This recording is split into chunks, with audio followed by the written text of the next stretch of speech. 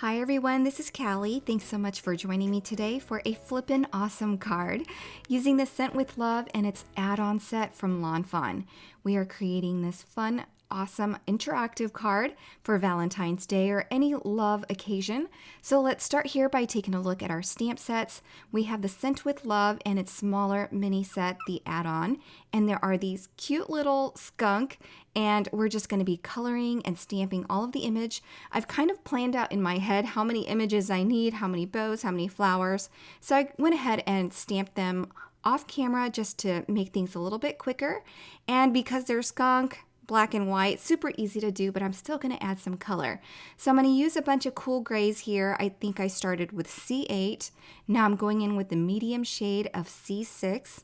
And then we'll blend that out with a C4 and then end that with a C2. I know that's a lot of colors and markers for a black skunk, but to create that contrast and some highlights on the skunk, it's really important to use a few more colors if you have the markers for them.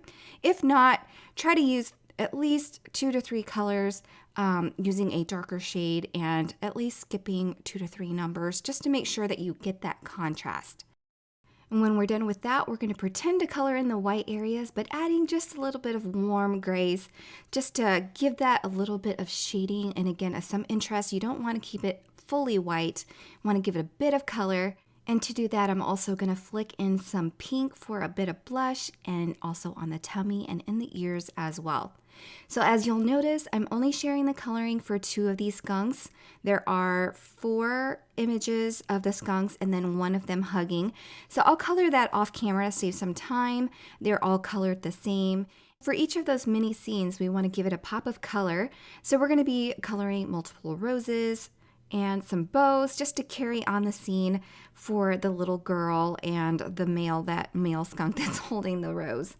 And then for these banners, again, a pop of color on each of the scenes. I wanted to color multiples of them so that I can have the same image going on from each tab. When I'm done coloring and die cutting all of my images, I just go back in with my white Jelly Roll pen and I'm just adding a few highlight marks just to give them a bit more interest. Okay, so I am going to start on the background now. We have the Quilted Heart Backdrop Landscape die that I just showed you from their latest release. And I'm just going to ink blend a piece of ballet slipper cardstock and giving it a bit of color so that the hearts that pop through will kind of have an ombre effect. And so there will be some darker hearts and some lighter going towards the center. So I'm using ballet slipper cardstock and I'm ink blending first with Peachy Keen and then Guava ink to get that intense darker color around the edges.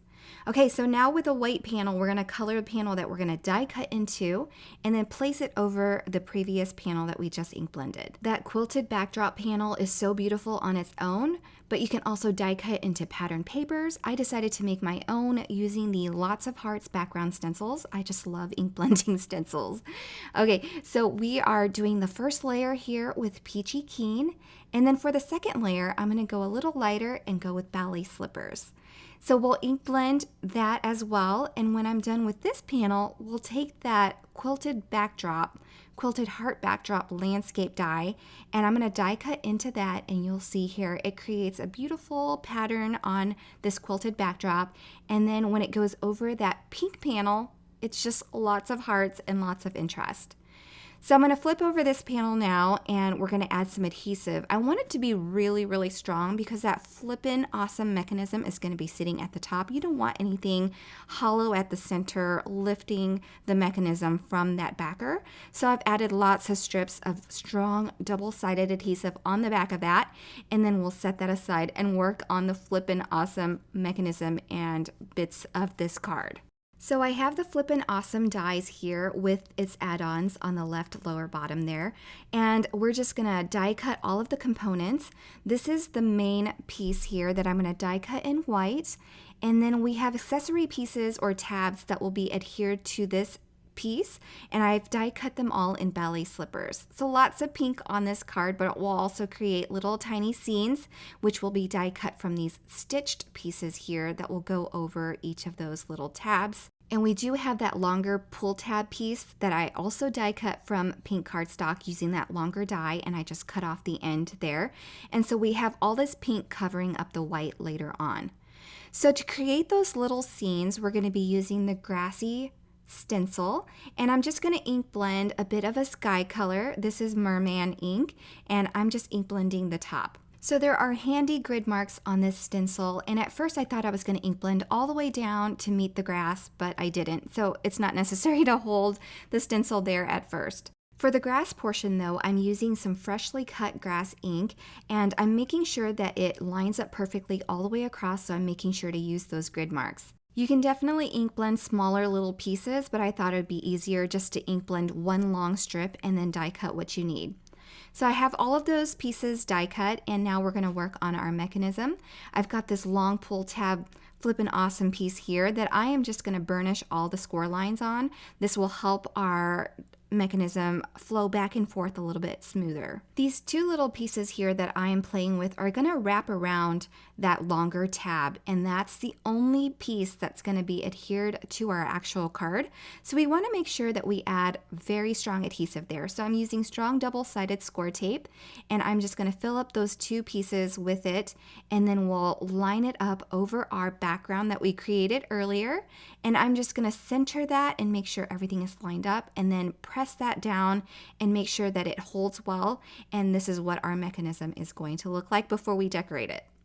So now we're ready for the decorations, and to start I am going to adhere all of those ballet slipper square pieces that I had die cut earlier, and we're just going to add adhesive to the tabs that are revealed only. So you're going to start from the right and work all the way to the left, and you have these flipper cards now that are going to flip when you pull on that tab. I also die cut a extra pink tab here that I shared with you earlier, so I'll go ahead and add that in. It is a little longer, but we're going to tuck it in, and that makes sure that your scene goes in and out and glides well as well when it's tucked under. So we have all those grassy ink blended panels, and we'll go ahead and adhere that onto the pink panels, and it just mats our scenes with the pink cardstock behind it.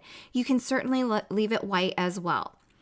So once I have all of those scene pieces adhered, we can go ahead and now adhere all of our images that we colored earlier in the video and create our little mini scenes. So the first one there is a little squirrel coming towards his little girlfriend holding a rose, and then she's asking for a hug, and then they hug at the end. So it's pretty sweet, and again, I made sure that all of the images carried through. So the girl has a bow and the boy has a rose, and in the end he drops it, obviously, because he's hugging her. And I want to add a little bit of interest to our little pull tab indicator there, so I also die cut that from a piece of extra cardstock that we ink blended to kind of blend in with the sky, and I'm just going to butt that up with that rectangle stitched piece. And so we have a little pull tab indicator, and then our scenes are done. Last but not least, I'm going to go ahead and stamp and emboss a sentiment and adhere that over our card at the very bottom there using a sentiment that I got from the Scent with Love stamp set. So now that our card front is completely done, all we need to do is add this quickly to a card base using some liquid adhesive to make sure that I have some wiggle room to make sure everything lines up well. And then we have this fun, flippin' awesome Scent with Love card, and I hope you enjoyed it. I hope you'll consider subscribing if you're not already a subscriber. And if you enjoyed this, be sure to give it a thumbs up or a thumbs down. That helps me out as well. And I appreciate you stopping by. I'll be linking 2 more videos if you're interested in seeing more. Otherwise, have a wonderful day. Bye, everybody.